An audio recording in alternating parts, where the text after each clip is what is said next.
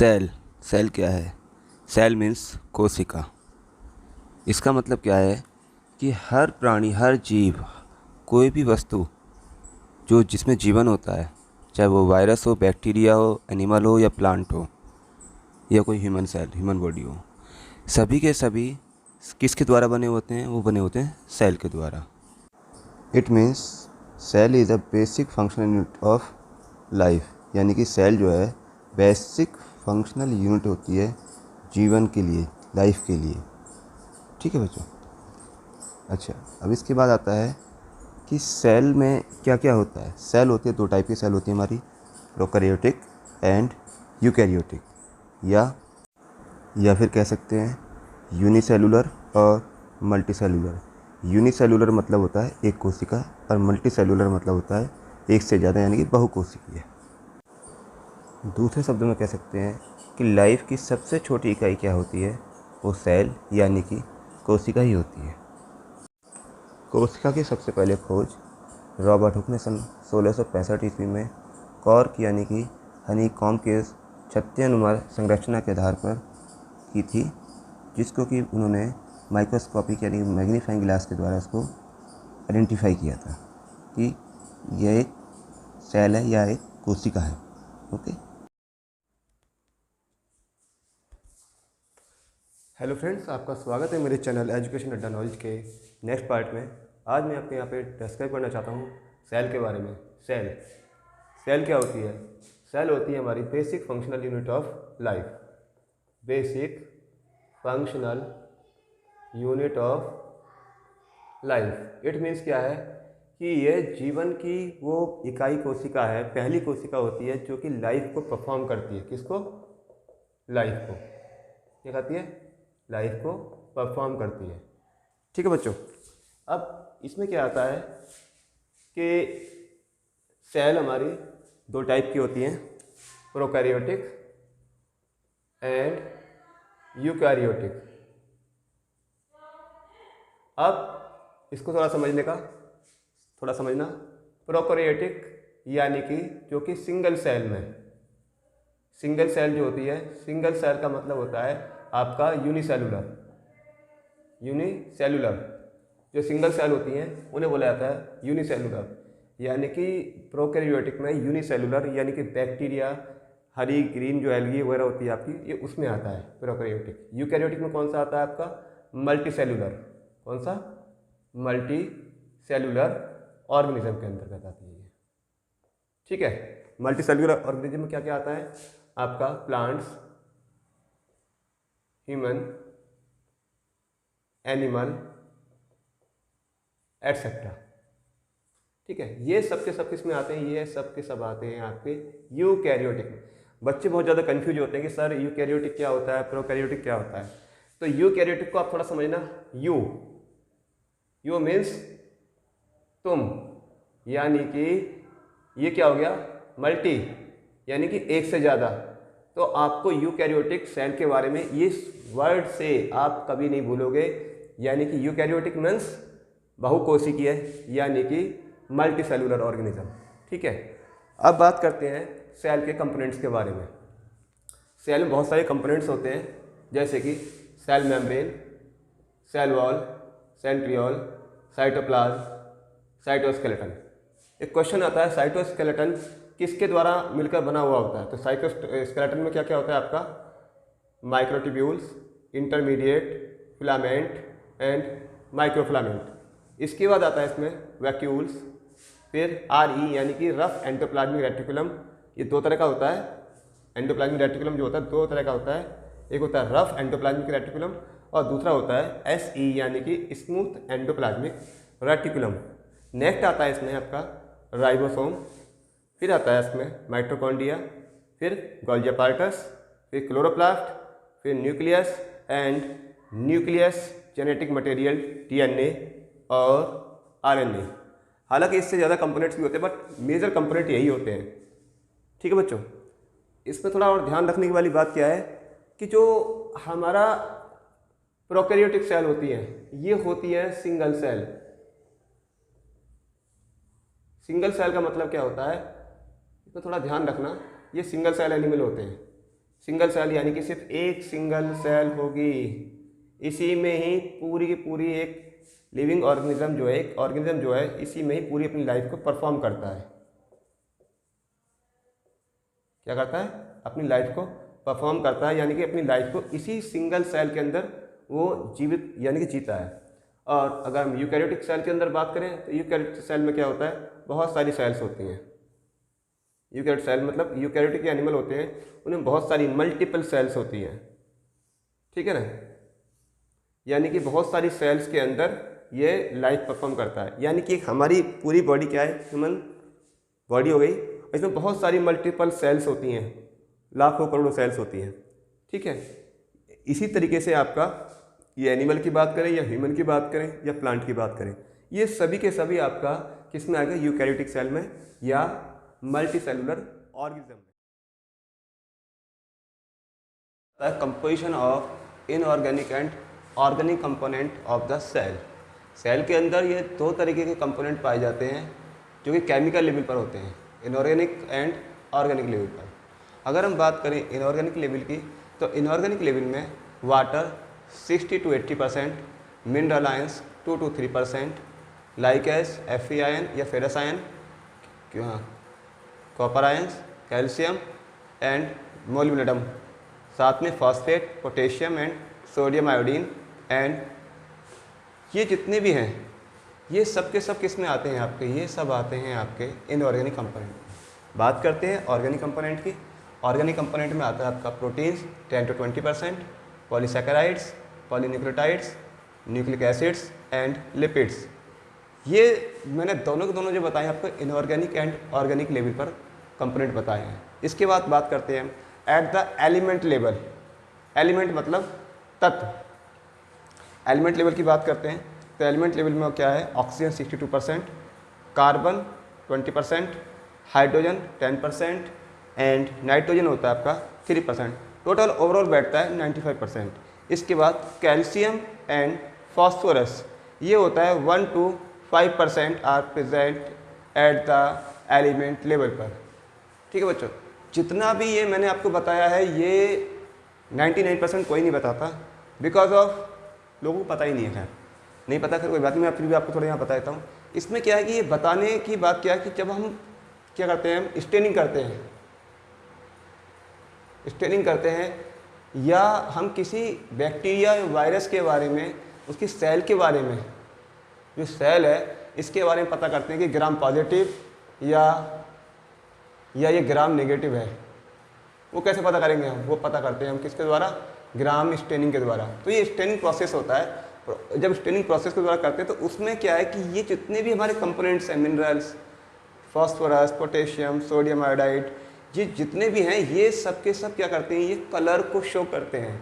Gram positive कौन सा वाला है, ग्राम नेगेटिव कौन सा है, बहुत ज़्यादा पढ़ा हुआ है हमने कई बार, gram negative bacteria, gram positive bacteria, ठीक है। तो ये इसी चीज़ के लिए हम डिनोट करते हैं इनऑर्गेनिक कंपोनेंट को और ऑर्गेनिक कंपोनेंट को। अच्छा, ऑर्गेनिक कंपोनेंट का फ़ायदा क्या है कि ऑर्गेनिक कंपोनेंट्स हम प्रोटीन्स के बारे में, पॉलीसैकेराइड के बारे में, जो हम बाकी जो हायर स्टडीज़ होती है, हायर एजुकेशन होती है, उसमें अगर डिटेल में जाकर इसका जो है हम डिटेल में हासिल करते हैं कि भाई क्या क्या चीज़ें हैं, प्रोटीन कितनी होती है, पॉलीसैकेराइड कैसे है, कि न्यूक्लियोटाइड कैसे काम करता है, न्यूक्लिक एसिड, आरएनए है, डीएनए है, क्या है, डीएनए या आरएनए जो भी है, वो हम इसको ऑर्गेनिक लेवल पे पता करते हैं। किस पर, ऑर्गेनिक लेवल पर, ठीक है। और ये क्या है, एलिमेंट्स होते हैं। ये एलिमेंट क्या है कि एलिमेंट्स, इनसे क्या होता है कि ये रिएक्शन करते हैं हमारी, है ना, जो भी हम स्टेनिंग का प्रोसेस अपनाते हैं तो उस दौरान क्या करते हैं, ये रिएक्शन करते हैं और हमें बताते हैं कि ग्राम पॉजिटिव, ग्राम नेगेटिव क्या है, या इनकी शेप कैसी है। शेप के बारे में हमें इन्हीं केमिकल्स के द्वारा ही पता चलता है, केमिकल के द्वारा ही हम शेप और साइज़ के बारे में आइडेंटिफाई कर पाते हैं।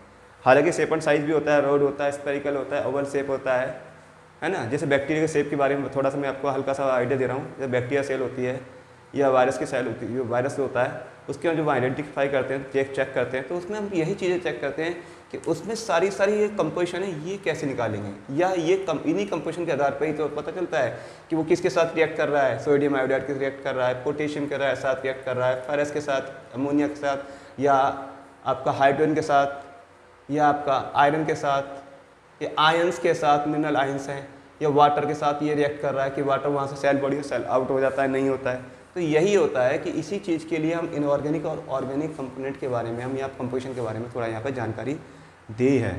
ठीक है, अब इसके बाद जो है मैं जो बैक्टीरियल सेल है उसकी ऑल ओवर जो है इसकी पूरी डिटेल में आपको विद स्ट्रक्चर आपको इसमें बताता हूँ, थोड़ा उसको समझिएगा। ठीक है बच्चों, अब आता है सेल ऑर्गेनेल्स के बारे में। इसमें कि आपका सबसे पहले आता है आपका सेल मेम्ब्रेन। अब जो सेल मेम्ब्रेन है, सेल मेम्ब्रेन में क्या होता है, सबसे नीचे देखिए राइट में जाके, इसमें होता है सेक्रेटरी वेसिकल होता है, साथ में प्लाज्मा मेम्ब्रेन होती है, साइटोप्लाज्म होता है, फिर होता है इसमें आपका सेक्रेटरी प्रोटीन और फॉस्फोलिपिड मॉलिक्यूल्स, और थोड़ा सा इसके अंदर क्या होता है, कुछ फ्लूइड भरा होता है जिसे बोलते हैं हम एक्स्ट्रा सेलुलर फ्लूइड। फिर सेकंड नंबर पे आता है इसमें गोल्गी अपार्टस। गोल्गी अपार्टस में क्या क्या होता है आपका, इसमें होता है secretory vesicle, trans face, lumen, cis face और सिस्ट्रीन। नेक्स्ट आता है इसमें माइटोकॉन्ड्रिया। माइटोकॉन्ड्रिया के अंदर क्या होता है, इसके अंदर होता है क्रिस्टी, मैट्रिक्स, इसके ऊपर इसमें जो है 2 लेयर होती हैं, बाहर वाली लेयर होती है उसे कहते हैं आउटर मेम्ब्रेन, और इनर मेम्ब्रेन जो इनर लेयर होती है उसे बोलते हैं इनर मेम्ब्रेन। फिर नेक्स्ट आता है इसमें सेंट्रोसोम। सेंट्रोसोम में क्या होता है, सेंट्रियोल्स और माइक्रोट्यूब्यूल्स। फिर आता है इसमें न्यूक्लियस। न्यूक्लियस में क्या क्या होता है, न्यूक्लियर पोर होते हैं, न्यूक्लियस होता है, न्यूक्लियोप्लाज्म होता है, न्यूक्लियर एनवलप होता है जिसमें कि ये न्यूक्लियस जो है इसके अंदर कवर्ड होता है। फिर आता है इसमें लाइसोसोम। लाइसोसोम में क्या क्या होता है, सबसे बाहर होता है इसमें ट्रांसपोर्ट प्रोटीन, फिर होता है मेम्ब्रेन, फिर होता है एंजाइम्स, और इसके बाद इसमें नेक्स्ट आता है राइबोसोम। राइबोसोम में क्या होता है, लार्ज सब यूनिट एंड स्मॉल सब यूनिट, और इसके साथ साथ इसमें क्या होता है, mRNA। फिर आता है इसमें स्मूथ एंडोप्लाज्मिक रेटिकुलम। इसमें क्या होता है, सिस्ट्रीन होता है, और दूसरा होता है इसमें रफ एंडोप्लाज्मिक रेटिकुलम जो कि न्यूक्लियस को चारों ओर से घेरे रहता है। ठीक है बच्चों, सेल के अंदर जितना भी ये सेल के कंपोनेंट्स होते हैं, ये सभी के सभी जो कंपोनेंट होते हैं वो साइटोप्लाज्म या प्रोटोप्लाज्म में फैले हुए रहते हैं। ठीक है, अब यहाँ पर नेक्स्ट बात करता हूँ प्लांट सेल और एनिमल सेल में क्या डिफरेंस होता है। थोड़ा इसको डायग्राम को थोड़ा ध्यान से देखिएगा। जो इसमें सेल मेम्ब्रेन जो होती है वो प्लांट सेल के अंदर जो है मौजूद होती है। ठीक है, वो प्लांट में मिलेगी और आपको एनिमल सेल में मिलेगी। बट क्या है, जो सेल वॉल होती है वो सिर्फ प्लांट सेल के अंदर मिलती है, ना कि एनिमल सेल के अंदर। ठीक है बच्चों, इसमें क्या है कि प्लांट सेल के अंदर क्या पाया जाता है, क्लोरोप्लास्ट पाया जाता है, बट एनिमल सेल में क्लोरोप्लास्ट नहीं पाया जाता। दोनों सेल में साइटोप्लाज्म जरूर पाया जाएगा, आपका न्यूक्लियस पाया जाएगा, वैक्यूल भी पाया जाएगा। मगर क्या होता है, जो प्लांट सेल होती है उसमें वैक्यूल्स की जो शेप होती है, साइज़ होता है, वो नॉर्मल एनिमल सेल के मुकाबले बड़ा होता है। ठीक है, और क्लोरोप्लास्ट ही होता है जो कि जिसकी प्रेजेंस होने की वजह से जो पेड़ पौधे होते हैं वो अपना भोजन स्वयं बनाते हैं, यानी कि ये सेल्फ प्रोड्यूसर होते हैं, सेल्फ प्रोड्यूस करते हैं भोजन। ठीक है ना, आपको पता भी होगा सनलाइट की प्रेजेंस में पेड़ पौधे अपना भोजन स्वयं बनाते हैं। ठीक है, और इसमें थोड़ा सा जो न्यूक्लियस देखो, थोड़ा न्यूक्लियस थोड़ा सा जो एनिमल सेल होती है उसमें थोड़ा बड़ा होता है, बट प्लांट सेल के अंदर न्यूक्लियस थोड़ा छोटा होता है। ठीक है, अब इसके बाद इसमें नेक्स्ट आता है आपका, यहाँ पे 3 सेल हैं आपकी, एक है आपकी बैक्टीरियल सेल, एक है एनिमल सेल और एक है प्लांट सेल। इनमें थोड़ा सा डिफरेंस होता है, तीनों में डिफरेंस होता है। पहली बात देखो, प्लांट सेल होती है उसके अंदर कोई फ्लैजिला नहीं पाया जाता, ना ही प्लांट सेल के अंदर पाया जाता है, ना ही एनिमल सेल के अंदर पाया जाता है। बट बैक्टीरियल सेल के अंदर क्या आता है, फ्लैजिला पाया जाता है, जिसकी वजह से जो बैक्टीरिया होता है वो क्या करता है, मूवमेंट करता है। ठीक है, बहुत सारी चीज़ें और भी हैं जो इसमें बैक्टीरिया में नहीं पाई जाती है, बट जो है, और ना ही कुछ प्लांट सेल में नहीं पाई जाती, जैसे प्लाज्मोडेमाटा वो आपका प्लांट सेल में पाया जाएगा, बट एनिमल सेल और बैक्टीरियल सेल में वो नहीं पाया जाएगा। ठीक है, और इसी तरीके से ये जो डिफरेंस होते हैं, इन्हीं डिफरेंसेस के आधार पर हम जो है एनिमल, प्लांट और बैक्टीरियल सेल को हम डिफ्रेंशिएट करते हैं, या इनको अलग अलग तरीके से जो है इसे नॉमिनेट करते हैं। जैसे बैक्टीरियल सेल है, बैक्टीरियल सेल के अंदर क्या पिलाई पाई जाती है, पिलाई से क्या होता है, ये चारों तरफ जाके चिपक सकती हैं, बट बैक्टीरियल सेल के अलावा आपकी जो है प्लांट सेल और एनिमल सेल में ऐसा कुछ नहीं होता है। अब बात करते हैं सेल के ऑर्गेनेल्स और उनके फंक्शंस के बारे में। नंबर 1 है इसमें न्यूक्लियस। न्यूक्लियस का काम क्या है? Contain DNA of the cell. इसमें क्या होता है कि डीएनए होता है सेल का, और इसे ही कहा जाता है न्यूक्लियस को क्या कहा जाता है? ब्रेन ऑफ द सेल, दिमाग कहा जाता है न्यूक्लियस को। बात करते हैं सेकंड पार्ट की, इसमें न्यूक्लियोलस के बारे में। ये होता है inner part of the nucleus. ये न्यूक्लियस का अंदर वाला पार्ट होता है that begins the assembly of ribosome, जहाँ पर जो है राइबोसोम की असेंबली शुरू होती है। ठीक है, उसके बाद आता है chloroplast. Chloroplast capture energy from light for photosynthesis. मैंने अभी आपको बताया था कि क्लोरोप्लास्ट के प्रेजेंट में ही पेड़ पौधे अपना वजन स्वयं बनाते हैं, ये वही चीज़ बता रहा है। और इसमें क्या था? Solar panel of the cells. जो सेल के जो होते हैं, सेल जो होती है इसमें, यानी कि क्लोरोप्लास्ट होता है जो सोलर पैनल की तरह काम करता है। जैसे हमने सनलाइट होती है, सनलाइट के द्वारा हम क्या करते हैं? बिजली बनाते हैं ना। सोलर पैनल काम क्या करता है कि वो सेल का जो सोलर पैनल है, वो जो क्लोरोप्लास्ट काम करता है वही सोलर पैनल काम करता है। यानी कि फोटोन को वहाँ पे वो एब्जॉर्ब करता है, वहाँ से उसके बाद क्या होते हैं? इलेक्ट्रिसिटी कन्वर्ट हो जाती है, हमारी फोटोन से इलेक्ट्रिसिटी कन्वर्ट होती है। ऐसे ही क्लोरोप्लास्ट के अंदर क्या होता है कि एनर्जी जो होती है वो फोटोसिंथेसिस के थ्रू होती है, वो कन्वर्ट हो जाती है और वही सोलर पैनल की तरह काम करती है सेल का। नेक्स्ट आता है गोल्जी बॉडी apparatus के बारे में, जो कि modify short and ship proteins and lipids. यानी कि ये क्या करती है कि ये पोस्ट ऑफिस होती है सेल का। इसमें क्या होता है? मॉडिफाई होता है प्रोटीन और लिपिड्स को, ये मॉडिफाई करती है। नेक्स्ट आता है माइटोकॉन्ड्रिया, सभी जानते हो, make ATP energy. That means ये powerhouse of the cell होता है।